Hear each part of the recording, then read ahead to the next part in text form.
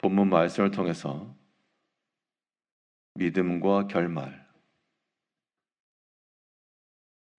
결말이라는 제목으로 하나님 말씀 증가하겠습니다. 우리가 미래의 일을 알 수가 없으나 때로는 장차 어떻게 되어질 것인지에 대한 짐작과 예측은 가능할 수 있습니다. 어떠한 일에 부주의하고 게으른 사람은 미래의 일을 알 수 없으나 그 결말에 대해서 예측을 해볼 수가 있고, 또 성실함과 부지런함으로 행하는 사람도 그 결말을 알 수 없으나 그러나 어떠한 일이 그 앞에 이르게 될지에 대한 또한 예측도 가능합니다. 우리가 믿음으로 살아간다 했을 때 이후의 모든 것을 다 알 수는 없으나 그러나 믿음으로 살아가는 자들에는 하나님께서 분명 그의 약속대로 믿음의 결말에 이르게 하실 것이 성경에서 증거하는 바인데요.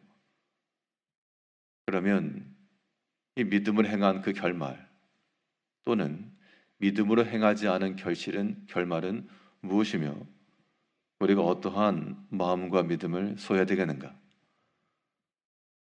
오늘 본 말씀을 통해 살펴보게 되면 먼저 우리 믿음이라고 하는 것이 이 절제하는 믿음을 좀 지녀야 되겠습니다. 제한받지 못하는 것은 그 행함이 끌어넘치는 물과 같다 그랬습니다. 오늘 본문의 내용은 이제 야곱이 마지막 그 아들들을 불러놓고 각 자녀들마다 앞으로 일어날 일들에 대한 그러한 예언에 관한 말씀입니다. 그 가운데 그 인생을 살아왔던 그들의 삶 속에서 믿음으로 행하였던 자녀들에게는 믿음의 복을 주고 믿음으로 살지 못했던 그 자녀들에게는 또한 그에 대한 결말에 이르게 되었습니다. 먼저 루벤 장자는 그는 능력도 있고 탁월했지만 그의 육체의 것을 조절하지 못하고 절제하지 못한 것에 대한 그러한 결말을 이뤘습니다. 3절을 보게 되면 루벤아 너는 내 장자요 내 능력이요 내 기력의 시작이라 위풍이 월등하고 권능이 탁월하다마는 물의 끓음 같았은즉 너는 탁월지 못하리니. 그의 능력의 탁월함, 위풍의 월등함 다 좋았는데 끌어넘치는 물과 같아서 그의 욕정을 절제하지 못해 넘지 말아야 할 선을 넘은 겁니다. 절제하지 못한 그 행함이 그에게 돌아온 결말이었고, 이 육체적인 것만 아니고 우리의 영적인 이 마음적으로도 우리의 육체만 아닌 이 감정적 측면에서도 이런 것들을 좀 다스려야 되는데 그렇지 못한 그 결말, 그 시므온과 레위에 주어진 결말에 대해서는 그들은 이스라엘 가운데서 형제들 가운데로 흩어질 것이다 그렇게 얘기를 했습니다. 그걸 보면 5절에서는 시므온과 레위는 형제요 그들의 칼은 폭력의 도구로다. 내 호나 그들의 모의에 상관하지 말지어다. 내 영광아 그들의 집회에 참여하지 말지어다. 그들이 그들의 분노대로 사람을 죽이고 그들의 혈기대로 소의 발목 힘줄을 끊었으며로다. 시몬과 레위는 서로 마음이 잘 맞았는데요. 그 마음이 맞았다라고 하는 것이 선한 믿음의 행실에 맞았다라기보다도 여기의 내용에서는 이 분노와 혈기의 결말은 죽이는 것과 또한 상하게 하는 것이었습니다. 이러한 일에 함께하였던 그들의 결말은 그들의 가문이 소실되고 또한 이스라엘 가운데 흩어지게 될 것이다. 그렇게 얘기했습니다.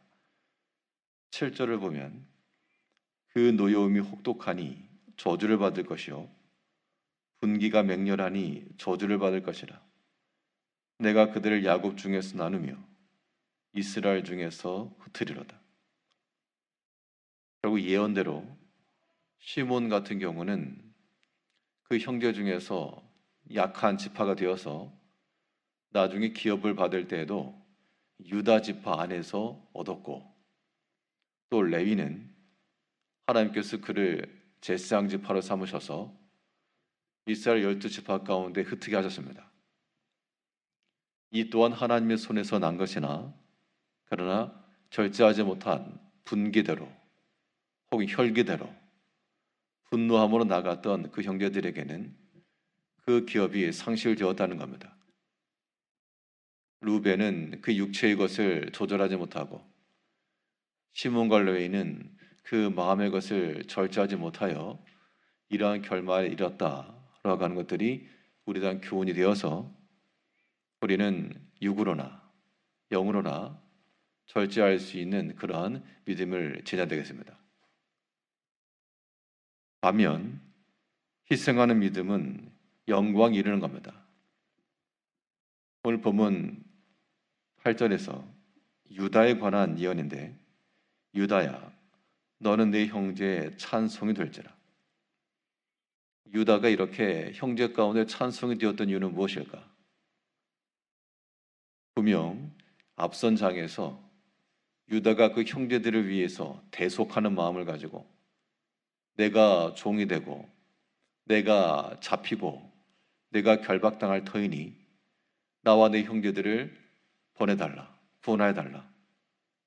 예수님의 구원의 사역에 대한 본이었습니다. 그 누구라도, 그 형제들 간에 그 누구라도 만일 유다와 같은 모습을 보여주었다면 아마도 그가 그리스도의 족보에 참여하는 영광이 올랐을 겁니다. 유다도 개인의 가정이 있었고 자녀들이 있었을 것이고 그의 돌아보는 모든 것이 있었겠지만, 그 상황 속에서 자기가 잡히고 자기가 희생하고 낮아짐으로 다른 형제들을 구원하고자 하는 마음을 지었다는 겁니다. 이것이 예수 그리스도의 구원의 마음이요, 이런 마음을 지닌 그 유다는 형제들의 찬송이 될 것이다 라고 이야기를 해주었습니다. 뿐만 아니라 그가 내려놓았던, 그가 혹은 포기하였던 그 영광이라고 하는 것도 하나님께서 끝까지 채워주시고, 특별히 실로가 오시기까지라고 말했는데, 이 10절을 보게 되면 규가 유다를 떠나지 아니하며 통치자의 지팡이가 그 발사에서 떠나지 아니하기를 실로가 오시기까지 이르리니. 여기서 말하는 실로라고 하는 것은 샬롬의 같은 어원인데 평강입니다. 평강의 왕 그리스도가 오실 것이 이미 예표가 되었고, 또한 그가 오시기까지 영광의 홀, 왕권이 그 유다에게서 떠나지 않을 것을 얘기해 주고 있습니다. 유다가 보여주었던 희생과 낮아짐의 그 믿음은 그 당시로서는 그에게 손해가 예상되었으나, 그러나 하나님께서는 그 믿음으로 행한 이 모든 일의 결말을 아름답게 바꾸시고 영광의 것으로 변화시켜 주었습니다. 이제 우리가 누군가를 위해서 희생하고 또한 섬길 수 있는 그 자리에 들어간다는 것은 이게 나에게 있어서는 수고다, 나만 고생한다, 그런 마음을 가지면 이런 영광을 이룰 수가 없고, 그의 모든 낮아짐과 희생이 다른 많은 사람들을 살리고 은혜를 끼치는 것이라면 우리는 즐거운 마음으로, 왜냐하면 그것이 내게 복된 영광으로 돌아올 것이기 때문입니다. 그것을 믿는 믿음이 중요합니다. 오늘 본문에서 이 야곱의 아들들 가운데 육의 것과 영의 것을 절제하지 못하였던 자녀들은 영광된 자리를 상실하였으나, 그러나 낮은 자리요, 섬기는 자리요, 대숙하는 자리에 섰던 그 자녀들은 그 믿음에 따라 영광의 자리를 얻습니다. 우리가 취할 내용들도 우리의 모든 육의 것과 영의 것을 잘 다스려서 분노대로 혈기대로 행하지 마시고 육체로 나오는 그 말을 그대로 내지 마시고 반드시 믿음으로 걸러서 믿음의 말과 행실을 통하여 유다가 보여주었던 그 섬김과 희생처럼 우리에게 영광과 소망으로 이어질 그 믿음의 자리에 서서 섬기는 일에, 또한 많은 형제를 살리는 일에 하나님의 은혜와 그 영광 가운데 살아가시는 성도님들 되시기를 바라겠습니다. 기도하겠습니다.